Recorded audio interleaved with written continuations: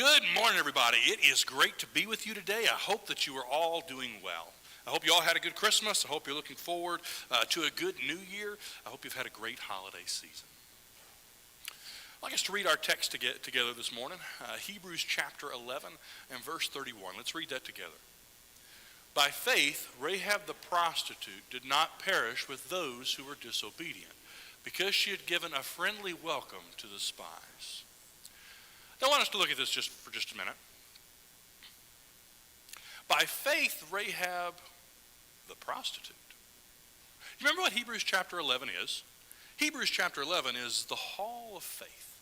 Those great men and women who did such great actions of faith as to be remembered, so that they might, through the Bible, continually remind us, continually cry out for us to continue in faith, to continue pressing on and showing faith, because they, through their faith, saw God's faithfulness, saw that he's true to his promises, and so they echo throughout time, encouraging us to do the same. Great men and women, Abraham, David, and Rahab the prostitute. That should raise a little bit of a question. How in the world did a prostitute make it into the hall of faith? A walker of the night. How did she make it in? Especially considering that there aren't many women in the hall of faith. Sarah's there. That makes sense. Sarah, the mother of faith. That makes sense. But Rahab the prostitute, the night walker. And the text emphasizes, I'm not just emphasizing this just for the sake of drawing a point, the text emphasizes the other heroes of faith are expressed as David did this or this person did this. Rahab's the only one I'm aware of who Rahab, oh, by the way, here's your job. Emphasizes Rahab the prostitute. How in the world did she make it in? The text says that she is a hero of faith because she offered a friendly welcome to the spies. And to fully grasp and understand what's going on here, we need to look at Joshua chapter 2. If you got your Bibles with me, turn with me to Joshua chapter 2. And I wonder, how many Bibles do we have? How many Bibles are there? What a fantastic sight. Joshua chapter 2. And in a few minutes, we're going to look at verses 3 through 21. I know it's a little bit of a lengthy reading, but important to understand the story of what's going on with Rahab. But we need to set up what's taking place. Joshua and the Israelites are camped outside of Jericho. They can probably see Jericho in the distance. And Joshua decides to do what any good military commander does. For Joshua is a well-experienced, good general, and any good general wants to know the enemy that he's about to face. And so Joshua dispatches some spies to go into Jericho. Now, if there's anything that spy movies have taught me, it's that spies operate in the shadows. They try and be where they can learn information but not be seen all at the same time. And so the spies do what smart spies do. They go to the unspeakable places of town, places where it wouldn't be unusual to see people coming in and out, but where they could possibly learn some information too. And they make their way to the house of Rahab. And there is where our text picks up. In chapter 3. Then the king of Jericho sent to Rahab, saying, "Bring out the men who have come to you, who entered your house, for they have come to search out all the land." But the woman had taken the 2 men and hidden them. And she said, "True, the men came to me, but I did not know where they were from. And when the gate was about to be closed at dark, the men went out. I do not know where the men went. Pursue them quickly, for you will overtake them." But she had brought them up to the roof and hid them with the stalks of flax that she had laid in order on the roof. So the men pursued after them on their way to the Jordan as far as the fords. But the gate was shut as soon as the pursuers had gone out. Before the men lay down, she came up to them on the roof and said to the men, "I know that the Lord has given you the land, and that the fear of you has fallen upon us, and that all the inhabitants of the land melt away before you. For we have heard how the Lord dried up the water of the Red Sea before you when you came out of Egypt, and what you did to the 2 kings of the Amorites who were beyond the Jordan, to Sihon and to Og, whom you devoted to destruction. And as soon as we heard it, our hearts melted, and there was no spirit left in any man because of you. For the Lord your God, he is God in the heavens above and in the earth beneath. Now then, please swear to me by the Lord that as I have dealt kindly with you, you also will deal kindly with my father's house, and give me a sure sign that you will save alive my father and mother, my brothers and sisters, and all who belong to them, and deliver our lives from death." And the men said to her, "Our lives for yours, even to death. If you do not tell this business of ours, then when the Lord gives us the land, we will deal kindly and faithfully with you." Then she let them down by a rope through the window, for her house was built into the city wall, so that she lived in the wall. And she said to them, "Go into the hills, or the pursuers will encounter you, and hide there 3 days until the pursuers have returned. Then afterward you may go your way." The men said to her, "We will be guiltless with respect to this oath of yours that you have made us swear. Behold, when we come into the land, you shall tie this scarlet cord in the window through which you let us down. And you shall gather into your house your father and mother, your brothers, and all your father's household. Then if anyone goes out of the doors of your house into the streets, his blood shall be on his own head, and he shall be guiltless. But if a hand is laid on anyone who is with you in the house, his blood shall be on his own head. But if you tell this business of ours, then we shall be guiltless with respect to your oath that you have made us swear." And she said, "According to your words, so be it." Then she sent them away, and they departed, and she tied the scarlet cord in the window. And so we read here of how Rahab shows her faith, that she welcomes the spies into her house. But notice what she says as to why she welcomes them into her house. Verse 9. "And said to the men, I know that the Lord has given you the land." Now that's interesting, because Israel has not yet entered into the land of Canaan. They haven't begun the conquest. They haven't begun driving people out. In fact, just prior to this, for 40 years, Israel has wandered around in the wilderness because they themselves didn't believe that they were going to be able to conquer their land. And here Rahab says, "I know, not just I think, not just, well, it's a possibility, but I know that the Lord has given you this land." Notice what else she says in verse 11. "And as soon as we heard it, our hearts melted, and there was no spirit left in any man because of you. For the Lord your God, he is God in the heavens above and in the earth beneath." Now what a statement to make. Rahab says, I don't know, I haven't particularly been worshiping your God. I haven't known him before, but I've seen everything that he's done, and I've reached the conclusion that he and he alone is God, that he is God of heaven, that he is God of earth. And because you follow him, I now know that all this land is going to be yours. And so she welcomes the spies in, not so much because they're spies for the enemy, but she welcomes them because of whom they represent, whom they follow. And she shows her faith in this moment and welcomes them inside. I don't know if Rahab recognized it at the moment, but as Rahab welcomes the spies in and displays her faith by welcoming them into her house, she also welcomes two other things. The first of which is hope. Notice that Rahab expresses that there are several things that she does know. We saw just a second ago in verse 11 that she does know that God is the God of heaven and that he's the God of earth. That seems to be conveying the idea that there's not any other God, at least not any other one as powerful as this God. She expresses that nobody's been able to stand before them.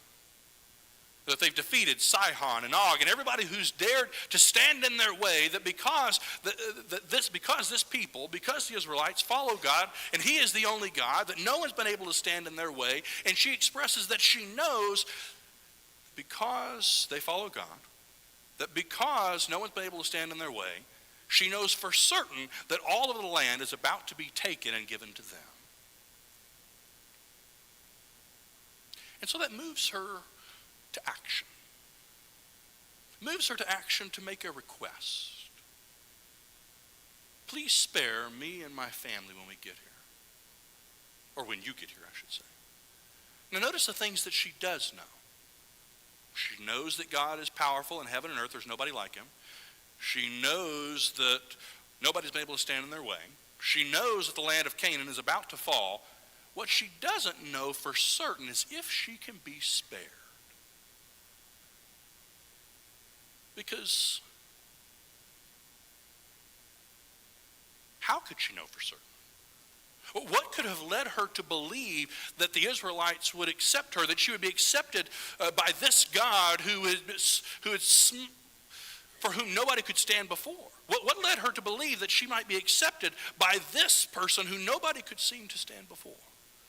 What reason did she have to arrive at the conclusion that she might be spared?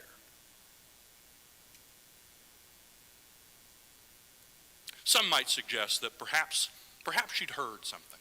Perhaps she'd heard that God was a gracious God, that God is a God of steadfast love. Maybe she'd heard that somewhere. After all, she had heard about Sihon and Og and what had taken place at the Red Sea with the Egyptians.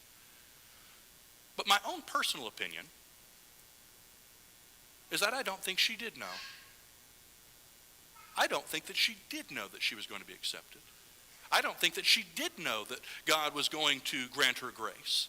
I think she saw and looked at what was taking place and said, what other choice do I have? I think she looked at the situation before her and said, nobody's been able to stand before this God. They're coming to the land of Canaan. We're not going to be able to stand before them. Nobody's going to be able to survive. What am I to do? And I think in that moment she said, maybe the only thing I can do is to throw myself at the mercy of this God, and perhaps, just maybe I'll be spared. I think in her mind she said, I'm going to look for some hope.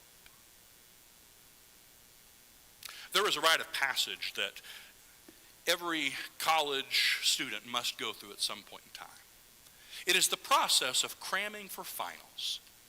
Trying to take all that information you've learned throughout the entire term and trying to cram it into your brain, because most of it's seeped out at some particular point in time, trying to cram it back in and prepare for this single test. Spending hours drinking countless amounts of caffeine, trying to prepare for this test. And there's this thought that goes through your mind as you're preparing. I sure hope I've studied enough. But it's a statement made from a lack of confidence, where it communicates, I don't really know. I hope I have. I hope that I've studied enough, but I won't really know for sure until I get to this test and see whether I have or not. But I sure hope I have. And it's that idea of hope that is diametrically opposed to the idea of hope that we see in the biblical text. For when the Bible speaks in terms of hope, it's hope that springs from a place of confidence. The one who has hope in God, it's not, well, I sure hope that he's going to come through. Well, I guess we'll see. Maybe not. Rather, it is something that is concrete. The hope that is placed in God throughout the biblical text is not grasping at straws, but rather holding on to the only thing that is actually true. And thus produces not a sense of, well, maybe we'll find out, but rather I know for sure, and so I can keep going because of the hope that exists. And I think here, whether she realized it or not, that as Rahab welcomes those spies in, she welcomes hope because she had cast herself upon the only one who can actually do anything, and that is God himself. She said, I don't know what else I'm supposed to do. The only thing I can do is to try and throw myself at the mercy of this almighty God and hope that he chooses to spare me. As Rahab welcomes the spies, she welcomes hope. But it's not the only thing she welcomes. She also welcomes a new life. If you're familiar with the rest of the story, then you know that Rahab is spared, her and all her family. You know that the Israelites march around the city those 7 days. Eventually, all the walls fall down except the part of the wall where Rahab is living. And that she and all of her family are spared, and that she is welcomed into the Israelite people.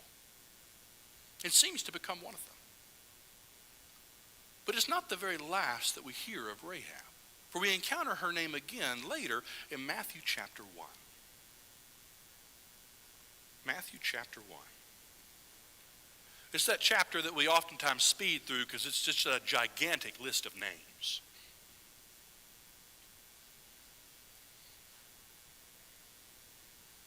Matthew chapter 1 and verse 5. And Salmon, the father of Boaz, by Rahab, and Boaz, the father of Obed, by Ruth, and Obed, the father of Jesse. Now, if you know what this is, that you know that it's the genealogy of Jesus. It tells Jesus' lineage and how he came to be an Israelite and how he came to be a son of David. And it shows that he is both a son of David and a son of Israel. But it's unusual to ever find the names of women in genealogies because at that point in time, the lineage is traced through the male line. And yet here in Matthew, we encounter the names of several women, one of whom is Rahab. That as she welcomes the spies, as she welcomes hope, she also welcomes a new life. For she is able to become an Israelite and eventually is transformed, not no longer Rahab the prostitute, but rather is transformed into Rahab the mother of kings. For it is through her that King David will come. And it is through her that ultimately the ultimate King of righteousness, Christ himself, will come into existence because of her faith. That as she welcomes the spies, she welcomes both hope and welcomes a new life that transforms her from a walker of the night to a mother of light.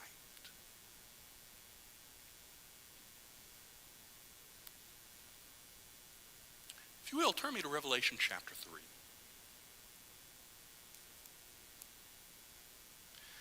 For it turns out that all of us face a similar question that Rahab did as to what will we welcome.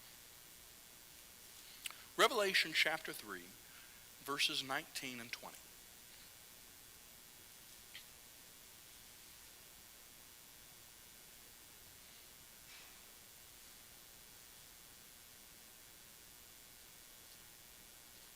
To those whom I love, I reprove and discipline. So be zealous and repent. Behold, I stand at the door and knock. If anyone hears my voice and opens the door, I will come into him and eat with him, and he with me. It's the picture that we sometimes see of Jesus standing at the door. It's the inspiration behind that song of why keep Jesus waiting at the door. And it's the question that all people must answer.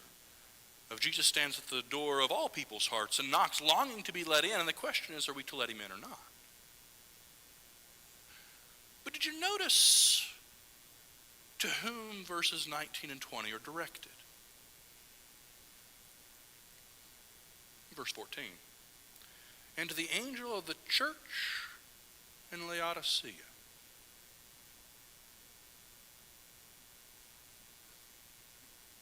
Now, hold on just a minute.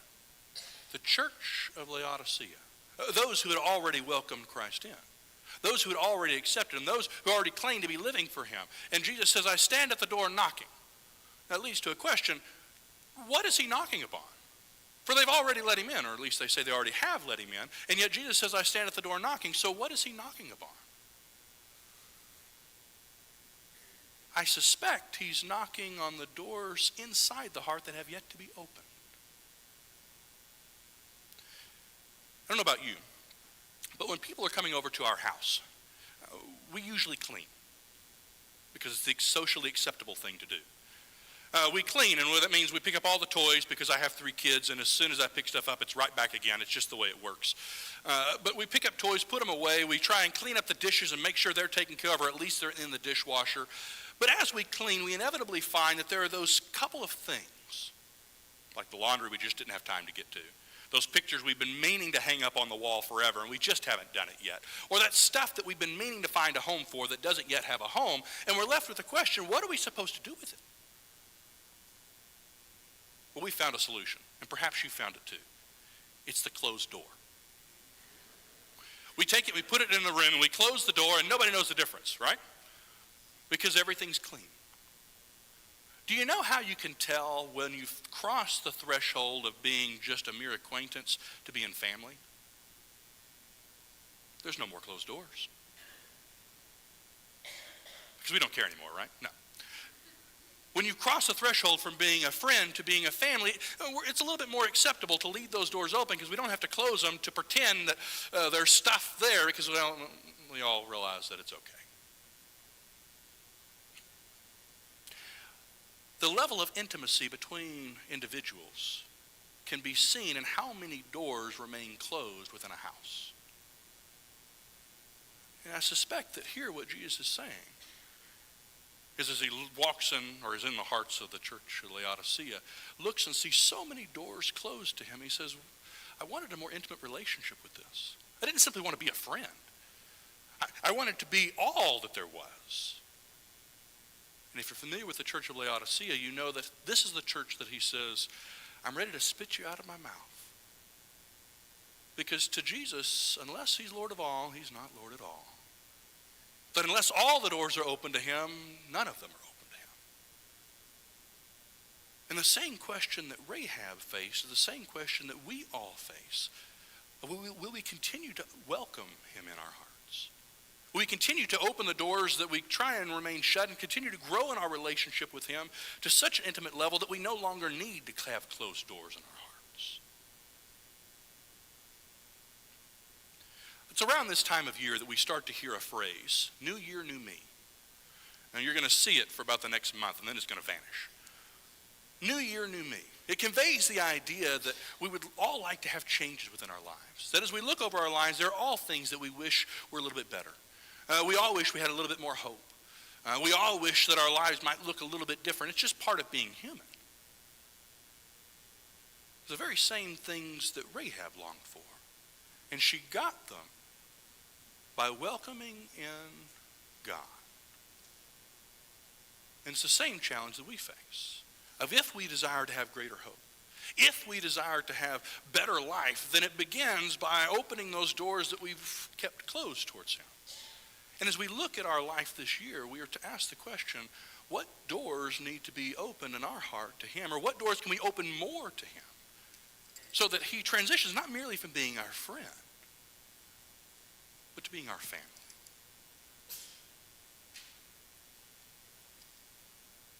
What was the difference between Rahab and the rest of Jericho? Did you pick up on how Rahab described the mental state of all the people there? Notice what she said. Back in Joshua chapter 2. You can turn there if you want to, or you can listen to me. In verse 9. And said to the men, I know that the Lord has given you the land, and that the fear of you has fallen upon us. Notice that she says, us. Fallen upon us, and that all the inhabitants of the land melt away before you.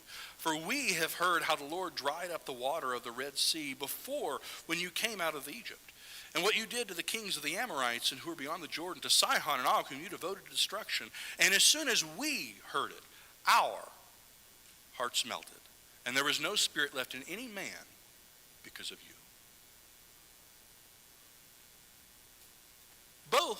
Everyone in Jericho recognized that there was an impending problem. Everyone in Jericho realized that hope was lost. Everyone in Jericho recognized that there was a problem. So what was the difference between Rahab and everyone else? Rahab seized the moment of faith before her. There's this phrase that's been resurrected. You've probably heard it by now. It's carpe diem. Seize the day. The idea of we don't just let the days pass us by, but rather we try and hold on to that which is there. We try and grab what is there and try and grab the opportunities that exist. Otherwise, they pass us by. And the difference between Rahab and Jericho was not simply they recognized an issue, not simply they recognized that they wanted to change. The difference was Rahab was willing to do something about it. And she seized the moment of faith, seized the moment set before her, and acted in faith. And as we look at the year that is before us, what faith actions do we need to take to seize the moment of faith and open the doors of our heart more completely? Perhaps you're here today and you want to begin a relationship with the one who loves you most.